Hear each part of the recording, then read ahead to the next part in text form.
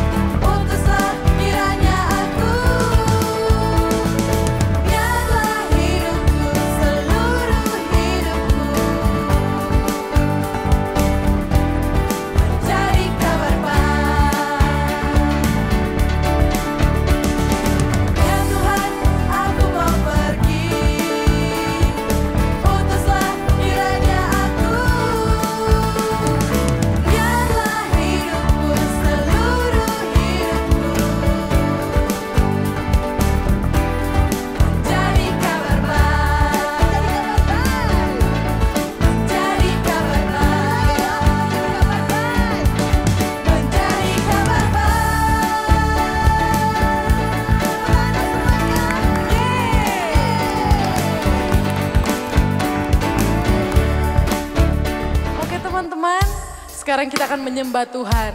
Tuhan kita, Dia Allah yang penuh dengan kasih karunia. Allah yang menyelamatkan kita, yang membebaskan setiap dosa kita. Dosa aku, dosa kamu, dosa kita semua. Amazing Grace.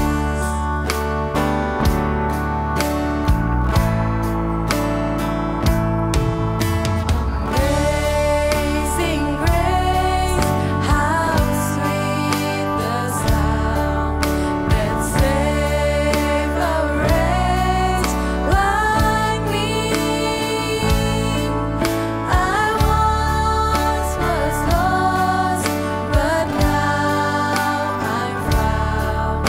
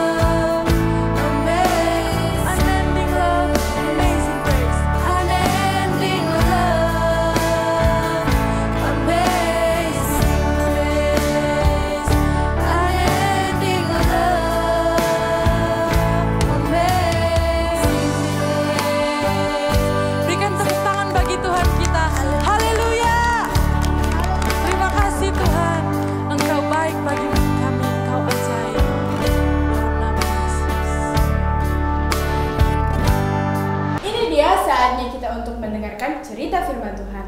Nah teman-teman, sebelum itu teman kita nih akan pimpin doa. Mari kita berdoa.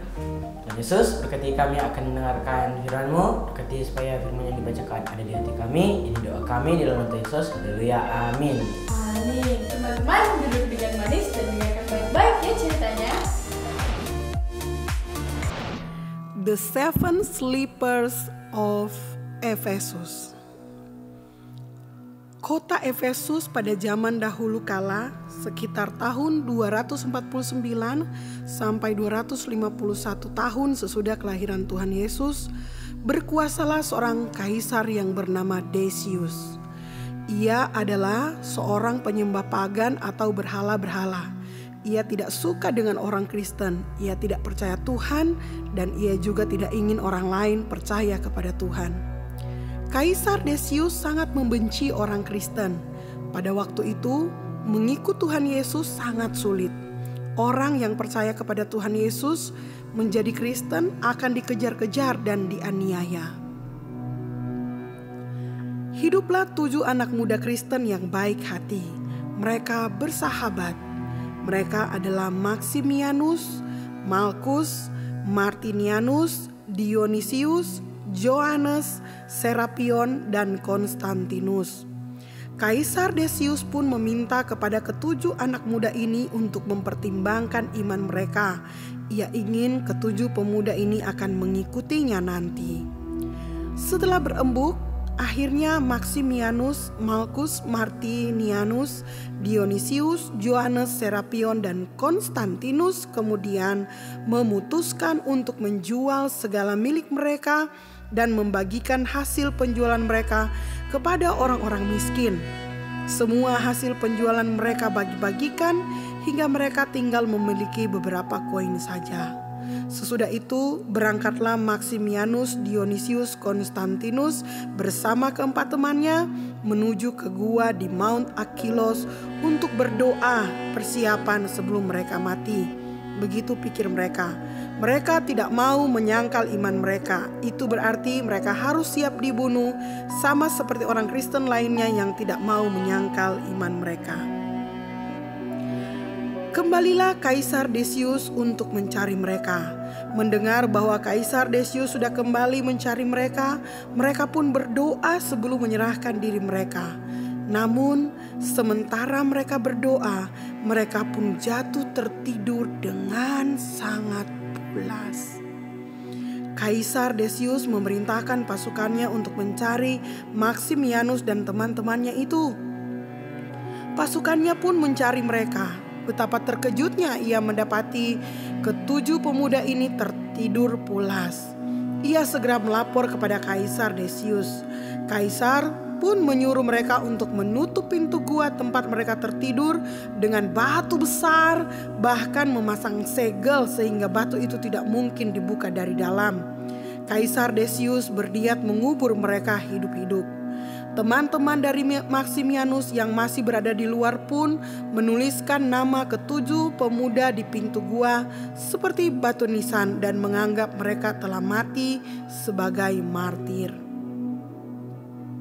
Waktu pun berlalu, tepatnya pada tahun 450, sekitar 200 tahun kemudian, seorang pemilik tanah kaya yang bernama Adolios membuka gua tersebut untuk dijadikan kandang ternak. Betapa kagetnya ia mendapati ada 7 orang pemuda tertidur di dalam gua yang tersegel selama 200 tahun lebih itu. Maximianus, Malkus, Martinianus, Dionysius, Johannes, Serapion, dan Konstantinus pun terbangun. Menariknya, mereka berpikir bahwa mereka hanya tertidur biasa, seperti tidur malam dan bangun pagi. Karena lapar, mereka pun menyuruh salah seorang dari mereka, yaitu anggaplah Martinianus, untuk pergi ke kota untuk beli makanan. Mereka ingin makan sebelum menyerahkan diri, begitu pikir mereka. Berbekal beberapa koin yang mereka miliki, yakni koin Kaisar Decius, Martinianus pun pergi ke kota untuk membeli makanan. betapa Martinianus terpukau ketika mendatangi kota Efesus. Ia melihat gedung-gedung besar dengan salib-salib yang besar berdiri dan orang Kristen hidup dengan terbuka tanpa takut-takut. Saat itu Efesus diperintah oleh Kaisar Theodosius yang cinta Tuhan, seorang kaisar Kristen, dan para pedagang yang melihat koin Kaisar Decius pun melaporkan kepada pemimpin agama waktu itu. Singkatnya, akhirnya Kaisar Theodosius mengundang mereka untuk menceritakan kisah mereka. Semua orang pun bersuka cita mendengarkan kesaksian mereka. Sementara mereka memuji Tuhan, kemudian meninggallah mereka. Kaisar pun ingin membuatkan kuburan emas buat mereka. Namun mereka muncul dalam mimpi Kaisar Theodosius dan meminta agar mereka dimakamkan di gua mereka.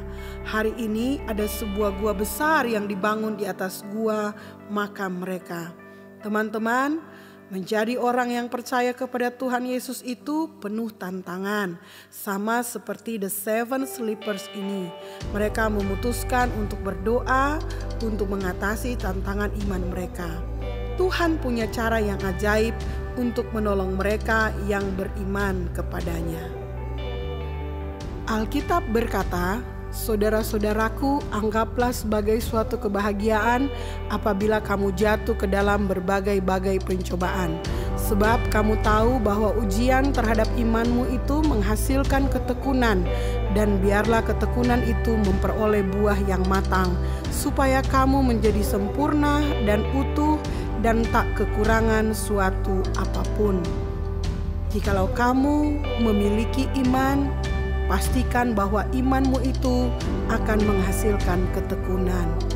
Biarlah semakin hari engkau semakin bertumbuh dalam iman dan percaya kepada Tuhan Yesus." Mari kita berdoa. Tuhan, kami bersyukur Engkau telah mengaruniakan kepada kami iman untuk percaya kepadamu, untuk hidup di dalam kasih karunia-Mu. Kami telah mendengarkan cerita tentang the seven sleepers. Kiranya melalui kisah ini kami selalu diingatkan bahwa Engkau Tuhan tidak pernah meninggalkan kami. Ketika kami datang kepadamu, percaya kepadamu, mengandalkan Engkau, Engkau selalu punya cara untuk menjaga dan melindungi kami. Kami bersyukur punya Allah yang seperti Engkau. Di dalam nama Tuhan Yesus kami berdoa. Haleluya. Amin. Nah teman-teman, bagaimana ceritanya? Menarik kan? Pasti dong. Nah teman-teman, sekarang kita akan memberikan persembahan. Kunci tangan, tutup mata, mari berdoa. Tuhan Yesus, terima kasih buat cerita firman tadi. Sekarang kami akan memberikan persembahan. Mohon tolong agar persembahan kami dapat berguna bagi kemuliaan kemuliaan-Mu. Terima kasih Tuhan, dalam nama Yesus kami sudah berdoa. Haleluya. Amin. Teman-teman, cara memberikan persembahannya, kalian bisa memberikan persembahan kalian di gereja kalian masing-masing. Jangan lupa berikan persembahan ya. Sampai jumpa di acara Excellent Kids berikutnya. Jangan lupa untuk Like, comment, share, dan subscribe. Dadah!